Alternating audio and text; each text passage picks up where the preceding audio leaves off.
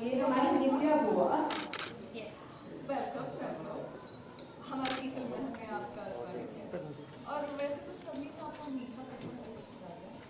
आज तक हमारी इस महल में सिर्फ हमारी भाभी साई सबक याद है।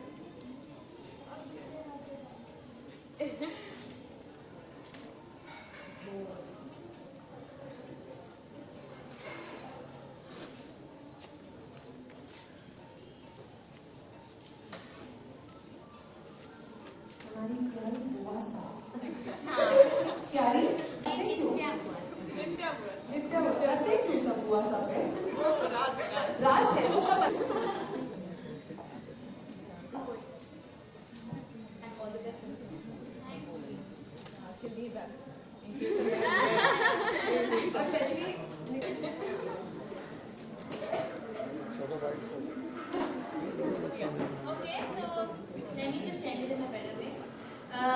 तो ये है हमारा ससुराल और ये सभी हमें बहुत प्यार करते हैं और ये निर्णय है इस परिवार में शादी करके आने का वो पूरी तरह हमारा है।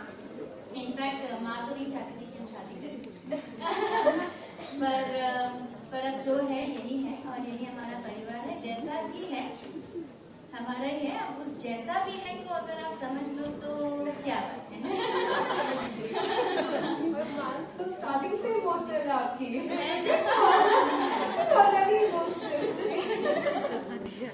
तो बस बहुत बहुत शुक्रिया आप सबका आने का।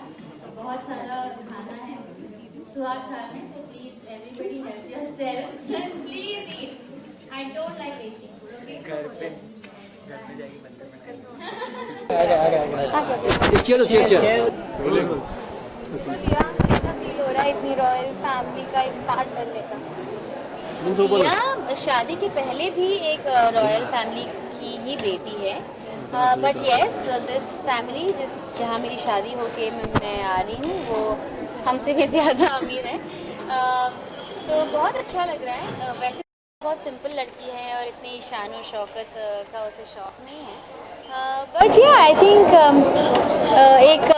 हर एक लड़की एक प्रिंसेस होने का सपना देखती है। So princess Diya which I am playing I can मेरे उस तरह से सपने पूरे हो रहे हैं।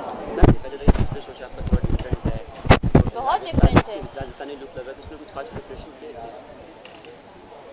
खास प्रेपरेशन जैसे कि मैंने कहा था मैंने लैंग्वेज का ही ज़्यादा प्रॉब्लम हुई है वरना अदरवाइज़ प्रोड्यूसर्स डायरेक्टर क्रिएटर सबने बहुत मेहनत की है और उन्होंने मुझे बहुत अच्छे से समझाया है और हम सब ने बहुत अच्छे से वर्कशॉप्स भी किए तो ज़्यादा मुश्किल नहीं हुआ बिकॉज ऑफ एवरीबडीज़ हेल्प। इस शो को चूज़ करने कुछ खास वजह देखा जाए इसके पीछे? जैसे कि हम कहते हैं ना कि जब भी आप सब ने भी हमारा ये शो या ये प्रोमो देखा होगा तो आपने भी एक सेकंड लुक तो दिया ही होगा कि मतलब है ये क्या प्रोमो है। तो वैसे ही मेरे साथ भी हुआ कि जब मुझे सवाल पूछा गया इस शो के बारे में तो मैंने भी ऐसी दूसरी बार पूछा कि क्या 10 साल के बच्चे से लाइक हाँ। तो जो एक सेकंड ग्लांस दिया जो मैंने भी दिया और ऑडियंसेस में सबने दिया I think that really attracted me because show बहुत ही अलग है जो मैंने कभी नहीं देखा कि ऐसा कोई शो बना है और मेरे लिए एज अ कैरेक्टर भी बहुत ज़्यादा डिफ़िकल्ट है ये कैरेक्टर प्ले करना और या फिर ऐसे सिचुएशन में खुद को इमेजिन करना तो इसीलिए ये रोल बहुत चैलेंजिंग हो जाता है which is why I chose it. So, being a Mumbai का गर्ल राजस्थान का एक्सपीरियंस कैसा रहा? बहुत अच्छा था which is what I had already said कि बहुत अच्छे तरह से इंडियन वैल्यूज़ और कल्चर्स को प्रिजर्व करके रखा है और मुंबई बहुत फास्ट है और बहुत भीड़ है यहाँ पर। वैसे राजस्थान में नहीं है बहुत ज़्यादा बंजर धरती टाइप है वहाँ पर तो it was fun it was very different from Mumbai. So, मई में शूटिंग हुई है धूप कैसे बेयर किया? हम लोग 50 डिग्री सेल्सियस पे शूट कर रहे थे एंड 50 डिग्री सेल्सियस पे शायद मैं सिर्फ दुबई में जब गई हूँ वही तभी मैंने शायद वो टेम्परेचर एक्सपीरियंस किया हो बट या दिस वाज राजस्थान और मैंने ये सारा इस पूरे कॉस्ट्यूम में एक्सपीरियंस किया तो बहुत ज़्यादा टफ था मेरे लिए। तो या but otherwise the experience was very nice. तो राजस्थान में काफ़ी अच्छे प्लेसेस भी है, तो कौन कौन सा प्लेसेस आप लोग ने शूटिंग के दौरान एक्सप्लोर किया? हम लोग लेक पैलेस गए थे, हम लोग जूनागढ़ फोर्ट गए थे, करेक्ट? मैं नहीं आया। और कहाँ गए हम लोग बहुत सारी जगह गए, मुझे याद नहीं है। सो बेसिकली बात करें costume and jewellery, how it was मैंने now I am used to it. अभी तो आदत हो गई है, पर राजस्थान में उस धूप में जब आप सांस नहीं ले पा रहे हो, तभी इस लहंगे को पकड़ के चलो, डांस सीक्वेंस करो, एक्शन सीक्वेंस करो, यहाँ से वहाँ भागो, फिर बाद में ये गले को पकड़ के रखा हुआ है और हमेशा पल्ला गिर रहा है, उसे पकड़ो, फिर ये कभी कभी ज़्यादा धूप के वजह से नथनी फिसलती है तो बहुत मुश्किल था, पर ठीक है, it's my job. But I love जो आउटलुक है, जो मेरा लुक है, वो the outcome is very beautiful, तो इट्स ऑल वर्थ इट। आपके किरदार की बात करें तो किस तरह का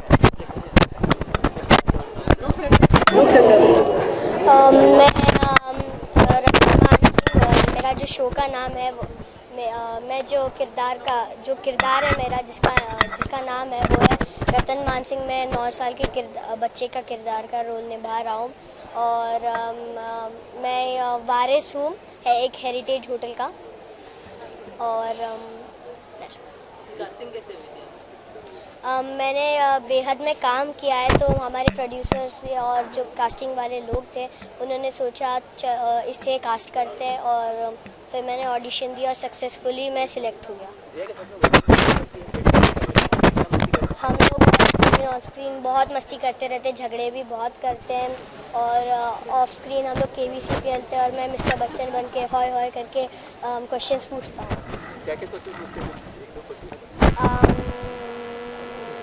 जैसे वर्ल्ड स्मॉलेस्ट बर्ड, प्रेसिडेंट कौन है इंडिया का? आपने वो पूछा था ना, ये बीन है तो ये क्या है?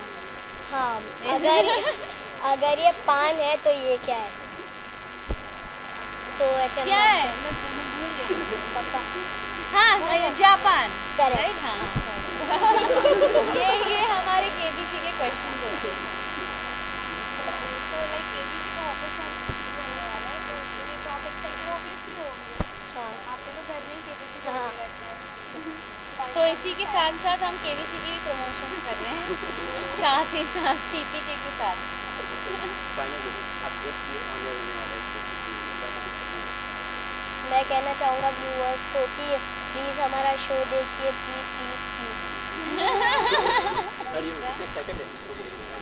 मैं तो बहुत ही ज़्यादा एक्साइटेड हूँ, क्योंकि अभी तक शो ऑन एयर भी नहीं आया और शो को इतना अच्छा रिस्पांस आया है, और लोगों ने बहुत पसंद भी किया है, और बहुत लोग हैं जो समझ भी नहीं पाए हैं कॉन्सेप्ट को।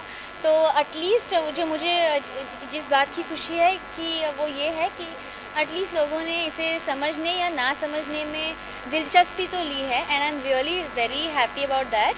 और शो ऑनर आने से पहले अगर इतनी खलबली मचा दी है, तो सोचिए ऑनर आने के बाद क्या होगा। Thank you.